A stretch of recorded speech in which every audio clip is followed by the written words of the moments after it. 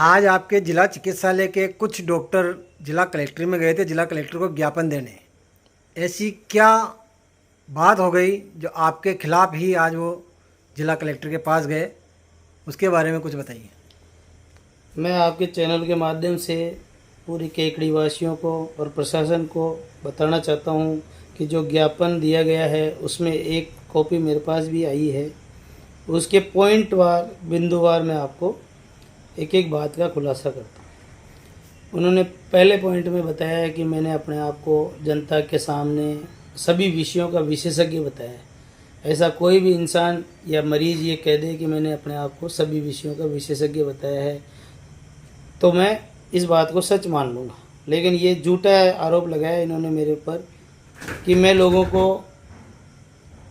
को अनावश्यक बाहरी जांचें और दवाइयाँ लिखकर परेशान मानसिक और आर्थिक नुकसान पहुंचा रहा हूँ। ये बिंदु नंबर 1 है जिसके बारे में मैं कहना चाह रहा हूँ कि यहाँ पे सवाई मानसिंह अस्पताल में भी 11 बजे तक ही जांचें लिखी जाती है और 11 बजे तक कलेक्शन सेंटर होता है। यहाँ पे डॉक्टर्स जो भी वहाँ गए थे उसमें फ़ोटो में से मैं नाम भी ले सकता हूँ लेकिन नाम नहीं ले रहा। जितने भी चिकित्सक वहाँ गए थे उनमें से ज़्यादातर डॉक्टर ऐसे हैं जो अस्पताल में अनुपलब्ध जांचें, जो महंगी जांचें मरीजों को लिख रहे हैं और मेरा उनको रोज़ाना ये हिदायत देना उनके लिए दुखदाई हो गया है कि भाई आप मत लिखा करो, जांचें बाहर की मत लिखा करो। ये झूठे आरोप को साबित करने के लिए मैं 1-2 दिन में कलेक्टर साहब को सारे सबूत दूंगा कि कौन कौन से चिकित्सक अनावश्यक सोनोग्राफी लिखते हैं और नियत समय के बाद लिखते हैं ताकि मरीजों को या तो दूसरे दिन आना पड़े या फिर बाहर से कराने के लिए वो मजबूर हो जाते हैं, क्योंकि वो प्राथमिक उपचार भी नहीं करते। मेरा इन सभी चिकित्सकों को ये कहना हमेशा रहता है कि भाई जनता जो यहाँ आती है वो गरीब है, अपने भरोसे आती है, इनको यथासंभव विषय विशेषज्ञ नहीं भी हो। जैसे हमारे स्वर्गीय डॉक्टर अनिल बाबानी जी के जाने के बाद स्किन के मरीज बहुत बढ़े। अब किसी एक चिकित्सक ने, मैंने डॉक्टर अनूप जो कि जनरल मेडिसिन के हैं, स्किन की ब्रांच भी कई सालों पहले जनरल मेडिसिन के डॉक्टरों के हाथों में ही रहती थी और आज भी जनरल मेडिसिन की प्रमुख पुस्तक एडिशन में स्किन का पूरा विवरण इनको पढ़ाया जाता है जनरल मेडिसिन को। फिर भी एक दाद की दवाई भी उनको नहीं आती और वो मरीजों को इधर उधर घुमाते रहते हैं। फिर मैंने बीड़ा उठाया खुद ने कि जो मरीज अनावश्यक परेशान हो रहे हैं उनको मैं कुछ दवाइयाँ लिख के उनको राहत देता हूँ।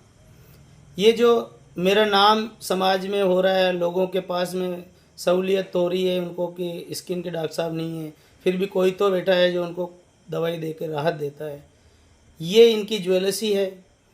और ये 5-6 महीने हो गए मुझे पीएमओ बने हुए। कल तक सब कुछ सही था जब तक ये लोग 8:15 बजे आ रहे हैं, 8:30 बजे आ रहे हैं, कोई नहीं भी आ रहा, मैं भी ज़्यादा ध्यान नहीं दे रहा था। कल ही मैंने पहली बार इनको सबको पाबंद किया कि भाई 8 बजने के 1 मिनट बाद भी मैं आप लोगों के हाजिरी रजिस्टर में हाजिरी नहीं करने दूंगा। तब से इन लोगों को मैं बुरा लगने लगा हूं और इन्होंने मेरे खिलाफ ज्ञापन दिया। अब मैं एक अन्य पॉइंट, आगे बहुत सारे पॉइंट हैं, मैं पॉइंट वार बताता जाता हूं आपको। नंबर 2 जो है पॉइंट है, मैं पॉइंट वार बताता जाता हूं आपको। नंबर 2 जो है, दिन चिकित्सकों के कक्षों को मनमर्जी से बदल दिया जाता है जिसके कारण मरीज और उनके परिजन अनावश्यक रूप से परेशान होते हैं। इस संबंध में मेरा कहना है कि शुरुआत में जब मैं पीएमओ बना था उसी समय जिला कलेक्टर महोदय के दिशा निर्देशानुसार और एमएलए साहब को बताते हुए अत्यधिक भीड़ वाले जो चिकित्सकों के कमरे हैं वो बदले गए थे और लगातार 5 महीने तक हमारे पर्ची काउंटर पे भी कमरा नंबर वगैरह सब उसके हिसाब से सेट हो गया। कोई भी जो पेशेंट आते हैं उनको पूछताछ केंद्र पे या पर्ची काउंटर पे ही बताया जाता है कि इतने नंबर कमरे में जाओ। इससे मुझे नहीं लगता कि कमरे बदलने से इन चीज़ों से मरीज परेशान होते हैं या उनके परिजन अनावश्यक परेशान होते हैं, ये निराधार है। फिर भी कुछ समय पहले 2-3 चिकित्सकों ने कहा कि टीबी वार्ड के कुछ टीबी से संबंधित कुछ चिकित्सकों ने कहा कि हम बिल्कुल पीछे बैठते हैं हमारे पेशेंट, जबकि नियमानुसार टीबी का तो सिस्टम पूरा अलग ही होना चाहिए। मैंने नियमों की पालना की और टीबी के डॉक्टरों को अलग किया, टीबी के वार्ड को अलग किया, लेकिन ये इनको अखरता है। क्योंकि इन्होंने टीबी की विशेषज्ञता हासिल की है तो टीबी के पेशेंट देखना चाहते हैं, साथ ही साथ ये जनरल मेडिसिन के पेशेंट भी देखना चाहते हैं। इसलिए एमएलए साहब को बता के और एमआरएस के सदस्यों से राय मशुरा करके इन चिकित्सकों को वापस से मेरे पीएमओ बनने से पहले जो स्थान निर्धारित किया गया था वहाँ इनको बैठाया गया है। डॉक्टर मान सिंह जो कि सर्जरी विभाग में कार्यरत हैं, 12 नंबर कमरे में बैठते थे और 24 नंबर कमरे में माइनर ऑपरेशन थिएटर जहाँ पे छोटी मोटी सर्जरियाँ होती है। मैंने देखा कि मरीजों की लाइनें लगी रहती है और डॉक्टर मान सिंह जी माइनर ओटी में हूँ ऐसा कह के अपने क्वार्टर पे पेशेंट देख रहे हैं, अपने दोस्तों के साथ कहीं कोने में गप्पे मार रहे हैं, ऑपरेशन थिएटर में जाके खाना खा रहे हैं। ये सब चीज़ें मैंने जब मना करी और उनको 24 नंबर कमरे के पास ही 25 नंबर कमरा सर्जरी विभाग का दिया ताकि लोगों को पता रहे कि डॉक्टर मान सिंह जी इधर गए हैं, सर्जरी वार्ड में गए हैं ऑपरेशन करने माइनर ओटी में और अभी थोड़ी देर में आ जाएंगे। ये लोगों की सहूलियत के लिए किया है, न कि मेरी कोई द्वैषता है न कोई तानाशाही है। ऐसे ही मैं आपको अगले पॉइंट पे बात करता हूँ। मैंने कहा है कि बहुत बार ऐसा होता है कि कोई सरकारी कैंपों की सूचना इनको समय पे नहीं दी जाती, जिससे मरीजों के ऑपरेशन टालने पड़ते हैं। जिला चिकित्सालय केकड़ी में आज तक मेरे पीएमओ बनने से पहले भी मैं यहीं था, एक भी इमरजेंसी सर्जरी डॉक्टर मान सिंह या ऑर्थोपेडिक सर्जनों द्वारा नहीं की गई, क्योंकि जिला चिकित्सालय में मूलभूत ढांचा केवल और केवल सिजेरियन ऑपरेशन को इमरजेंसी माना जाता है। इसके अतिरिक्त जितने भी सर्जरियां हैं वो सब इलेक्टिव सर्जरी माने की रूटीन सर्जरियां हैं, जिनको अगर किसी राजकीय कार्य के लिए राज्य के सरकारी आदेशों से कोई कैंप लगता है तो हमारे यहाँ पे एक डॉक्टर साहब डॉक्टर मुनेश गौड़ जो कि राजकीय आदेशों से उपनियंत्रक नहीं है, उनका कार्य होता है कि वो प्रमुख चिकित्सा अधिकारी के कार्य में उनका साहब डॉक्टर मुनेश गौड़ जो कि राजकीय आदेशों से उपनियंत्रक नहीं है, उनका कार्य होता है कि वो प्रमुख चिकित्सा अधिकारी के कार्य में उनकी मदद करें। दिनांक 25 तारीख को भिणाई में दिव्यांगजनों के प्रमाण पत्र बनाने के लिए कैंप था। क्योंकि ये जो उनको सूचना करनी थी चिकित्सकों को, ये कार्य मुनेश जी का था, मुनेश जी ने अपना कार्य किया नहीं। मुझे रात को ख्याल आया कि डॉक्टरों को पता है कि नहीं, मैं देखा, मुझे पता चला कि ग्रुप पे नहीं डला हुआ है और उनको पता नहीं है, तो मैंने रात को डाला। और ऐसा बार बार नहीं होता है, ये हुआ। और अगर दिन में ड्यूटी के दौरान भी किसी तरह के राजकीय आदेश आते हैं तो भी इनको आदेश सुबह भी दिए जा सकते हैं, रात को भी दिए जा सकते हैं। जब तक कोई चिकित्सक राजकीय सेवा में होता है तो वो 24 घंटे के लिए पाबंद होता है उस अस्पताल के या उस संस्था के प्रति, जब तक कि वो हेडक्वार्टर छोड़ के नहीं गया हुआ हो। इसलिए इनका ये आरोप कि मैं लेट नाइट में मैंने आदेश डाले जिससे कि इनके मरीजों के ऑपरेशन टालने पड़ सकते थे, ये बिल्कुल निराधार है। क्योंकि वो जो ऑपरेशन कल की तारीख में हुए वो घुटना प्रत्यारोपण, कुल्ले की हड्डी प्रत्यारोपण, कान के पर्दे का ऑपरेशन कोई इमरजेंसी नहीं थे। मैंने जब चिकित्सकों को कहा कि भाई आप लिख के दो कि भाई ये ऑपरेशन इमरजेंसी है, तो उन्होंने लिखने से भी मना किया, कैंप में जाने से भी मना किया। ये तो अस्पताल के प्रशासन के अंदर ये सुविधा थी कि दूसरे चिकित्सक ने इस जिम्मेदारी को अपने ऊपर लिया। डॉक्टर भूपेंद्र सैनी, डॉक्टर संजय जगरवाल, जिनकी ड्यूटी नहीं थी कैंप में, डॉक्टर यशपाल की जगह संजय जगरवाल जी गए, डॉक्टर डी गुप्ता की जगह पर डॉक्टर भूपेंद्र सैनी जी गए और इस तरह से जनता के हित के कार्य हुए। अगला पॉइंट, ऑपरेशन थिएटर और गहन चिकित्सा इकाई में अनावश्यक हस्तक्षेप का मेरे ऊपर आरोप लगाया। सबसे पहले मैं जनता को और प्रशासन को बताना चाहता हूं कि मैं एक एनेस्थेटिस्ट हूं जिसका कार्य क्षेत्र ही ऑपरेशन थिएटर और आईसीयू होता है। जनरल मेडिसिन के डॉक्टर या टीबी के डॉक्टर या ऑर्थो के डॉक्टरों का नहीं होता। किसी भी बड़े मेडिकल कॉलेज में आईसीयू की समस्त जिम्मेदारी एनेस्थेटिस्ट के पास रहती है और ऑपरेशन थिएटर की तो मूलतः एनेस्थेटिस्ट ही इंचार्ज होते हैं। मेरे द्वारा किसी तरह का हस्तक्षेप कभी नहीं किया गया है। सभी अपने अपने मरीजों को भर्ती करते हैं और ऑपरेशन थिएटर में मैंने आज तक कभी भी किसी मरीज के अटेंडर ने अगर ये कह देवे कि भाई मैंने उनका ऑपरेशन टाला, कोई सर्जन मुझे साबित करके बता दे कि मैंने ऑपरेशन टाला।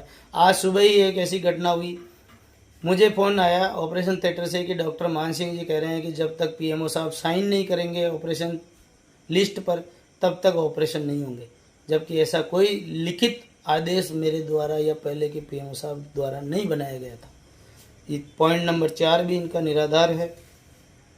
5वें पॉइंट में इन्होंने कहा है कि आईसीयू के प्रोटोकॉल में नहीं, तो इसका जवाब मैंने पहले वाले पॉइंट में दे ही दिया है कि जितनी नॉलेज आईसीयू के बारे में एनेस्थेटिस्ट को होती है, किस तरह से वहाँ पे इन्फेक्शन कंट्रोल के ध्यान रखे जाते हैं, किस तरह के पेशेंट को वहाँ भर्ती किया जाता है, ये सब मैं बता चुका हूँ। ये कोई गंभीर और अति गंभीर मरीजों को आईसीयू सुविधा नहीं मिल पा रही है, ऐसा इन्होंने अनावश्यक रेफर करना पड़ रहा है।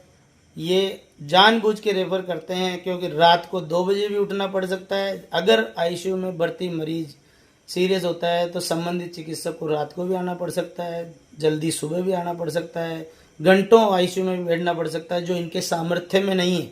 इसलिए ये मेरे ऊपर आरोप लगा रहे हैं। अगर ये साबित करते हैं तो मैं जांच में दोषी पाया जाऊंगा, मैं सजा भुगतने के लिए तैयार हूँ। 6ठा पॉइंट में इन्होंने कहा कि मैं लेबर रूम में यानी कि प्रसव गृह में जाके डिलीवरियों में हस्तक्षेप करता हूँ। मैं इस संस्था का प्रमुख हूँ और चिकित्सक हूँ और एमबीबीएस चिकित्सक, एमडी से पहले एमबीबीएस हूँ। मेरी सबसे पहली पोस्टिंग देवलिया कला गांव में थी।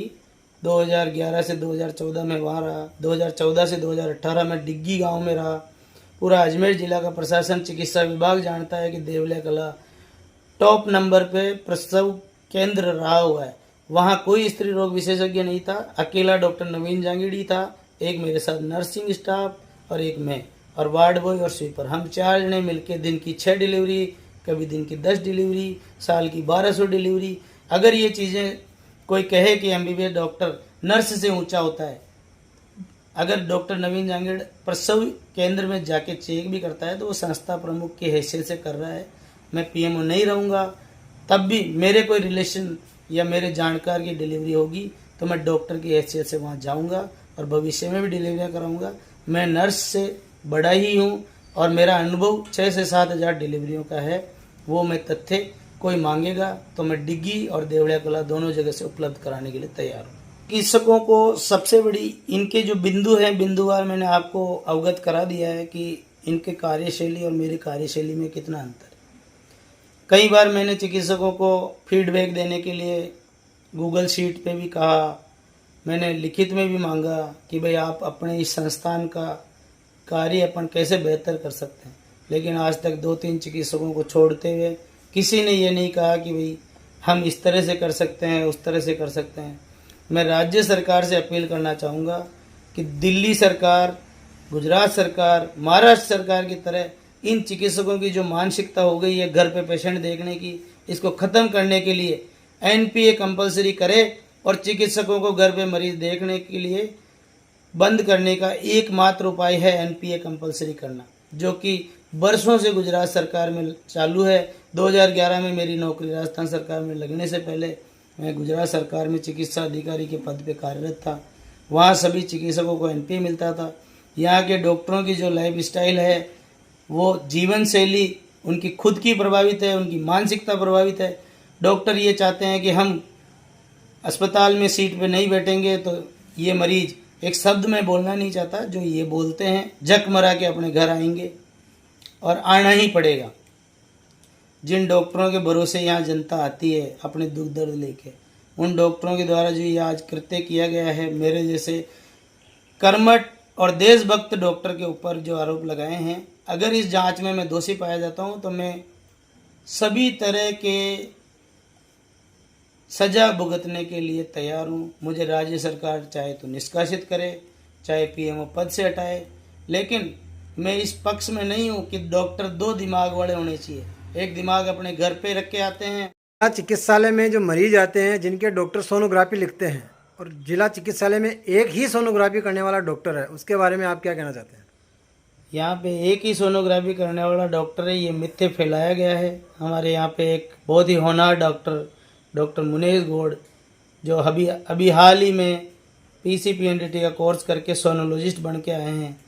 बस मन की इच्छा नहीं है उनकी करने की सोनोग्राफी, नहीं तो वो जनता का अगर दुख दर्द समझते, जो आज डेलीगेशन में मुख्य रूप से दिखाई दे रहे हैं, उनका बलिष्ठ शरीर है, दिखता रहता है, उस फोटो में दिख रहा है। ये अगर जनता के इतने ही हितैषी होते तो कभी इन्होंने सोनोग्राफी प्रोब को हाथ तक नहीं लगाया। मशीन के देखना और उनके बटनों को शायद ही जानते हैं। काफ़ी दिन हो गए इनको। मैं सन 2009 में सोनोलॉजिस्ट था और कई बार मुंशी जी सर के अनुपस्थिति में मैंने कई सीरियस पेशेंटों की सोनोग्राफी करी है। अपनी व्यस्ततम लाइफ में भी अपना समय निकाल के मैंने कई लोगों की सोनोग्राफी करी है। इस बारे में वो लोग भी जानते हैं जिनकी मैंने सोनोग्राफी करी है। बाकी मैंने पहले भी बता दिया कि 2 तरह की जांचें होती है, एक रूटीन जांच और एक अर्जेंट जांच। रूटीन जांच में तो एसएमएस में भी तारीख मिलती है, जेएलएन में भी तारीख मिलती है और केकड़ी में भी मिलना वाजिब है, क्योंकि वो चिकित्सक चाहते हैं। एक चिकित्सक तो हमारे यहाँ ऐसा है जो सुबह से लेकर शाम तक 200 सोनोग्राफी लिखता है। उसको पता है कि 200 में से 10 यहाँ हो जाएगी, बाकी को तारीख मिल जाएगी। तारीख मिलने के बाद लोग उनको डरा दिया जाता है डॉक्टर के द्वारा, तो बाहर कहीं जाके सोनोग्राफी कराएंगे। और सारी जनता को विदित है कि सोनोग्राफी सेंटर पे कितने पैसे लिए जाते हैं और कहाँ कहाँ रेवड़ियाँ बढ़ती हैं। आपके जिला चिकित्सालय में सोनोग्राफी की मशीनें कितनी हैं? हमारे यहाँ 4 मशीनें हैं, लेकिन चल तो एक ही रही है। एक ही डॉक्टर साहब अभी सोनोग्राफी के लिए रजिस्टर्ड हैं, वो करते हैं। लेकिन अभी आपने कहा है कि मुनेश जी गौड़ सोनोग्राफी करते हैं। सोनोग्राफी के लिए वो ट्रेंड हैं, उनको बाकायदा राजकीय पैसों से उन्होंने ट्रेनिंग करी है, लेकिन वो इच्छुक नहीं है। और जब उनको सोनोग्राफी के लिए कहा गया तो उन्होंने मेरे ऊपर दबाव बनाया कि आप इस तरह की बात केकड़ी वासियों को नहीं बताएं। मैं यहाँ पे रहना नहीं चाहता, मैं जयपुर जाऊँगा, मैं सोनोग्राफी नहीं कर सकता। जबकि वो उपनियंत्रक के पद पे रहते हुए भी कर सकते हैं अगर चाहें तो।